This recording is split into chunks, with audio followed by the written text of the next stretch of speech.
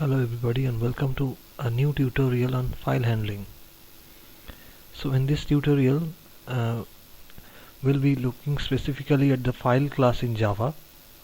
So the file class that is present in Java is a part of java.io package, and it can be used to carry out various operations related to files.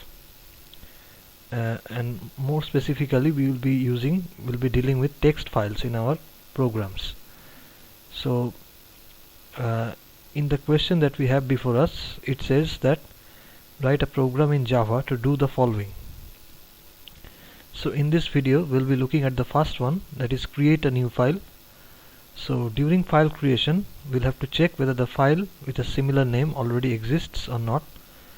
If yes, then we will print that the file already exists and then exit the program. Otherwise we will go on and create the file. So these questions 2 and 3, that is deletion of the file and renaming of the existing file, will be covered in other videos. So in this video we'll be covering this first question only. So it says that we'll have to use the file class to complete the above operations. So most of you are probably not familiar with the file class, so first of all we'll have to understand what the file class really is all about. So you can see here it says that file class is Java's representation of a file or directory path name. Because file and directory names have different formats on different platforms, we all know that Java is a multi-platform language. It works the same irrespective of whatever platform that we are using it on. A simple string is not adequate to rename them. So the file class contains several methods for working with the path name, deleting and renaming files, creating new directories, listing the contents of a directory, and so on. So how can we create an object of the file class? So before we can actually get to work with the files, we'll have to create an object of the file class. And while creating the object of the file class, what we'll have to do is we'll have to specify the name of the file as well as the path, that is the directory structure in which the file should be created. So it says creating a file object. It goes like this: you create a file object by passing the string that represents the name of the file, and possibly a string or another file object. For example, file is the name of the file class and a is an object of file class. So file a equals to new file user underscore local underscore bin underscore smurf. So here you can see that they have used Linux style directory structure. So the syntax that has been used here is reminiscent of the syntax that is commonly used on Linux platform while specifying the path names of various files. So we have used the backslash instead of the forward slash. So the forward slash is more common on Windows platform. So here this file structure has been created using the syntax that is common on Linux or Unix style operating systems. So here the name of the file itself is smurf, and it has been created in the bin directory, which is actually a subdirectory of local, which in turn is a subdirectory of user. Okay. So here the file name is actually smurf, and this one is located under bin, which in turn is located under the directory called local, and local is actually located under user. So it says that this defines an abstract file name for the smurf file in directory user local bin. So this is actually the entire file name, abstract file name, okay, absolute file name. So we are specifying the entire path of the file. We are not specifying only the name of the file or the name of the relative path. So when we are specifying the entire path name, so then in those situations it is called this type of path is referred to as an abstract file name. Okay. So whenever we are actually specifying the entire path in which this file is located, this kind of file name is called abstract file name, because we are also including the directories in which this file is located. Okay. So this is an absolute abstract file name. It gives all the path information necessary to find the file. Alternatively, we can also create a file object like this. File b equals to new file bin slash smurf. Okay. So this is a relative style file name because you can see that we haven't specified the name of the entire path. We have only specified the immediate parent directory of smurf. So the immediate parent directory of smurf happens to be bin. So the rest of the directories, that is local and user, have not been specified. So this kind of path structure is referred to as a relative file name because it leaves out some necessary path information. So this path information has been left out, and the Oracle, that is the JDK or Java Virtual Machine, it will assume that this application is located in the current working directory. So we'll be using JDK, and it will assume that this file is present in the very directory from which the Java program is being run.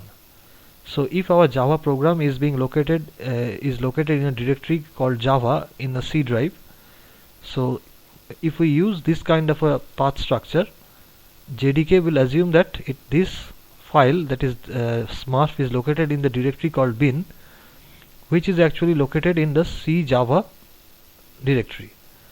So whenever we are using the relative path name, we'll have to the Java VM will assume that this file is located in the current working directory, which is the directory from which the Java file or the Java program itself is being executed. So it says by default the VM will use the directory in which the application was executed as the current path, and you can override the default behavior by specifying the user.dir system property. So they have also specified a lot of other information which we don't really need right now. So let us take a look at this text which says how we can create Windows style path in file class. So the above examples use Unix like file names. We can create similar file objects for Windows files as follows.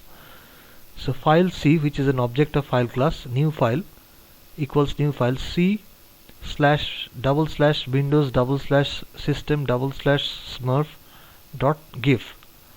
So the name of the file is obviously smurf.gif. So this is the file we are going to create, and we have also specified the absolute path for this particular file, which is C Windows system. So the directory structure is this smurf. The file called smurf.gif is located inside system directory, which in turn is located inside Windows directory, which is in turn located in the C drive. So the question that will inevitably arise is that why have we used the double backslashes instead of a single slash?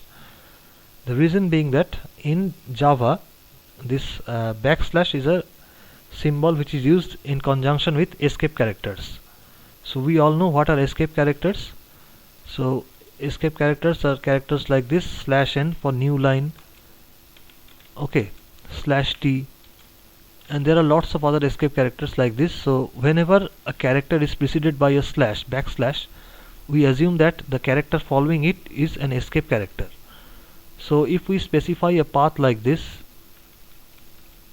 C Windows, say Windows followed by say abc.txt, so this kind of file structure will not be accepted by the Java compiler because it will assume that this W after the slash is actually a type of escape character, but there is no actual escape character called /w. So this will mess up the whole program and you will get a compiler error. So to avoid such problems, what we do is we use something called double slashes. So whenever we are actually using a double slash, so this problem will be eliminated. Okay, so it will assume that we are actually trying to specify the directory name or a path name, not some kind of an escape character. So let us take a look at this text here. Note the double backslashes. Because the backslash is a Java string escape character, you must type two of them to represent a single real backslash. So that is what we have done here. we have specified 2 backslashes, and these 2 backslashes actually represent a single slash. The above specifications are not very portable. The problem is that the direction of the slashes and the way the root of the path of is specified is specific for the platform in question. Okay, so here we don't need to worry about all that because we'll be dealing with Windows platform, and while we are trying to create a directory structure like this, we'll always have to use the double slashes. Okay, the problem is that the direction of the slash, and fortunately there are several ways to deal with this issue. First, Java allows either type of slash to be used on any platform and translates it appropriately. This means you can also type file equals new file, see Windows. This we can also use forward slashes instead of backslash.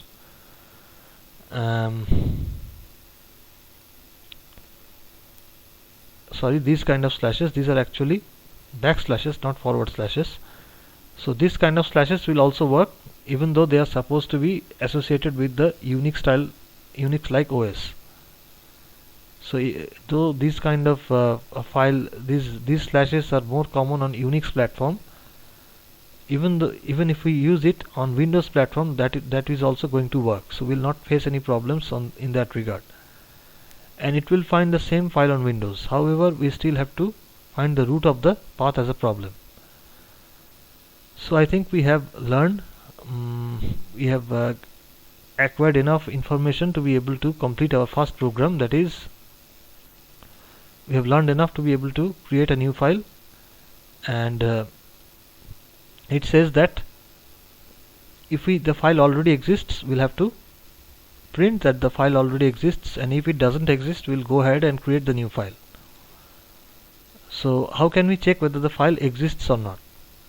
So to check whether you can see that there are some methods associated with the file.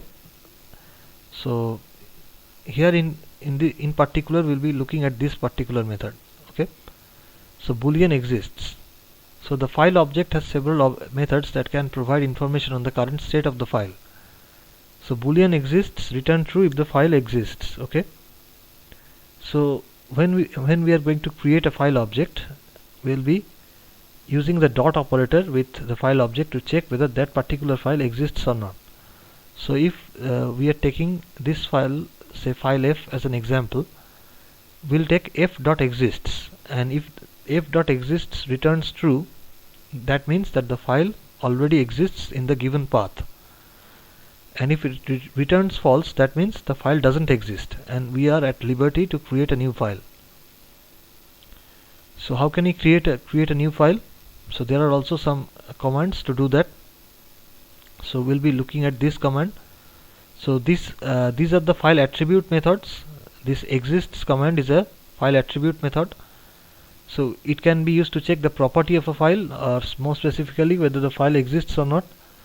File system modification methods, boolean create new file. So whenever we are going to use this program, this command, we will be able to create a new file.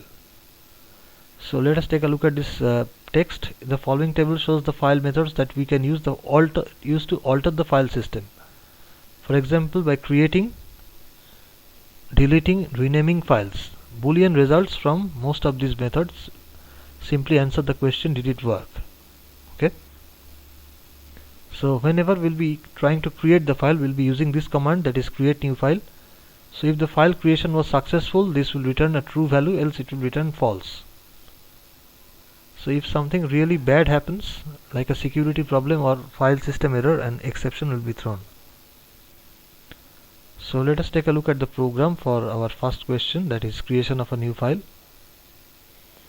So here we have a file class that is by the name of file create, and you can see that we have imported the java.io package, and from the java.io package we have imported the file class. Okay, so this file class is present in this java.io package, and so we had to import it before writing the program, otherwise it would have created an error. Okay, and these kind of programs are prone to generating something called IO exception. As these file class and all other classes associated with streams, they are a part of the IO package.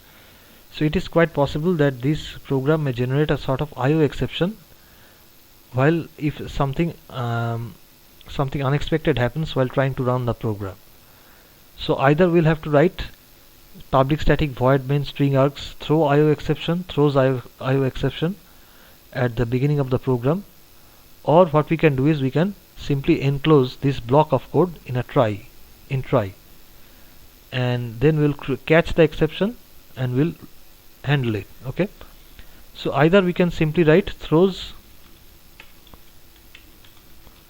IO exception at the beginning. So if we do this, we'll no longer need to write this try catch. Okay, so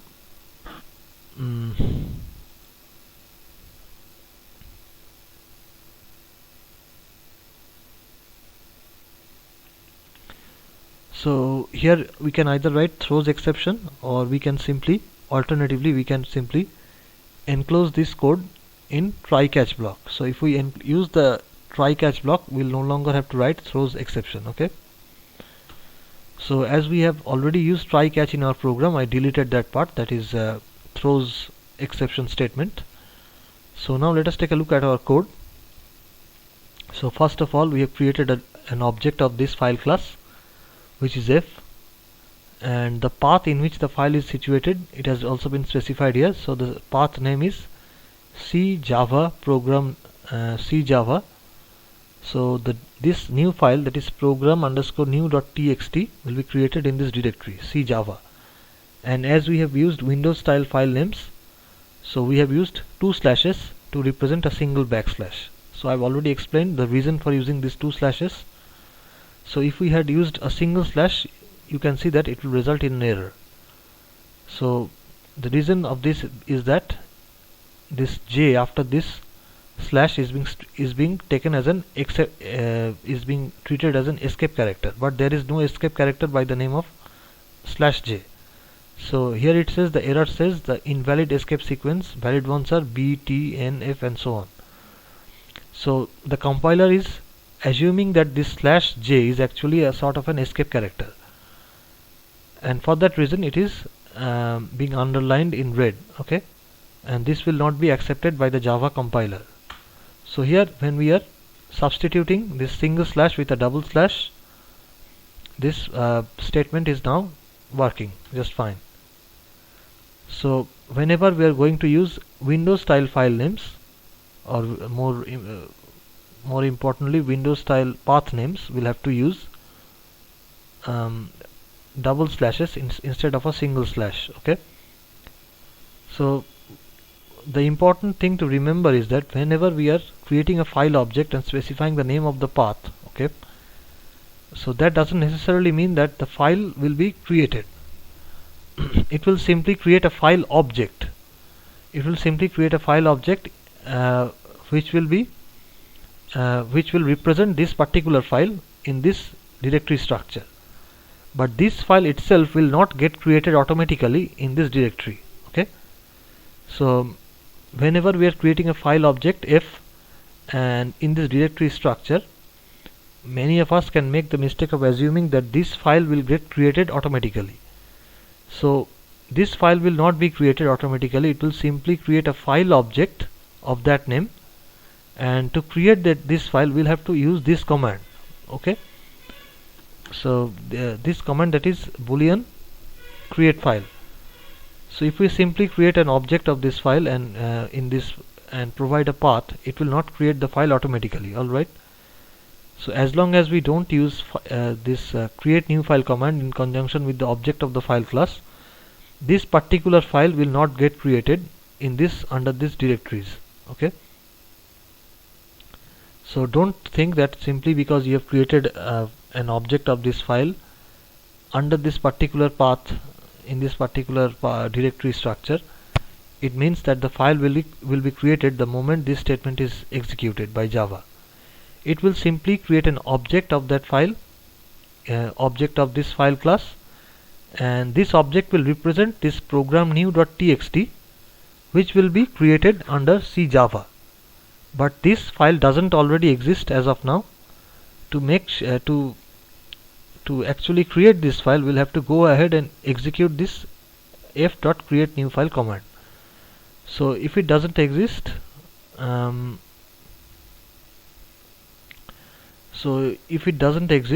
it will create the file, else it will say file already exists. Okay, so let us take a look at our directory called C-Java. So C-Java here, so here we can see that there is no file by the name of program.new.txt. so this file will be created. So when we'll try to run the program, it will say that the file has been created. So let me attempt to run the program and see the output. So it says file created. So here you can see a new empty blank text file by the name of program_new.txt has already been created. Alright, so now if we rerun the program once again, it will say that file already exists because this file has already been created in this directory structure. So let us take a look at the directory structure over here. So the directory structure over here is C-Java. So it has successfully created a file called program_new.txt under C-Java. So now if we attempt to rerun the program, it will not create a file because a file already exists by that name. So here it will say that file already exists. Okay, so what it does is this create new file will attempt to create the file in this particular directory, but while trying to create the file, it will already encounter this existing file which has the same name, so it will not be able to create that file. Okay, and then it will go to the else part, and then it will print that file already exists. So this is one way of doing this. And if we simply want to check whether a file exists or not, what we can do is we can use the exists command. So let me create another file object. So let us take another file name, say this temp.txt. So let me create file f1. I'll simply show you how to use the file exists command, new file. So here this f2 object is referencing a file which already exists. Alright, so the directory structure, let me just copy this. Creating an object doesn't necessarily mean that the file will get created automatically. So to create the file, if it doesn't exist in the first place, we'll have to use the createNewFile command. And if the file already exists, we don't need to do that. We'll only need to do it if this file doesn't exist. Okay, so here we'll just change the name of the file to temp.txt. So now we'll check whether this file already exists or not. Boolean ans answer equals to f2.exists. So here we'll check whether this file exists or not. So if so here obviously this file exists in our directory. So we can see that there is a file called temp.txt in our directory. So here it will give an output that the file already exists. So this boolean ans, this will take this f2.exists will return a value true, and this value true will be stored in ans. Alright, so now let us check what kind of value do we get from this, after running exists command. So if ans equals to true, we'll print system.out.println file present.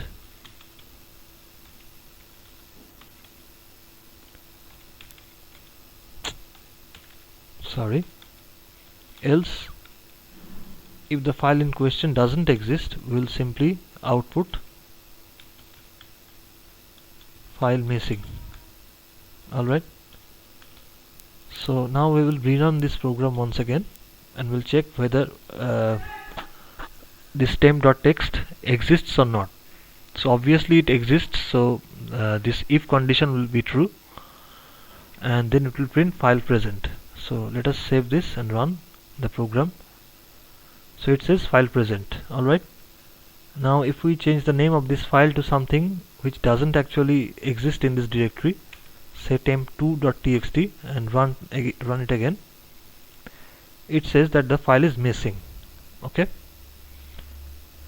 so this concludes the first tutorial. In the next tutorial we'll be taking a look at how we can delete an existing file from our directory. So that's it for now. I'll see you in my next video, and take care guys, and have a nice day.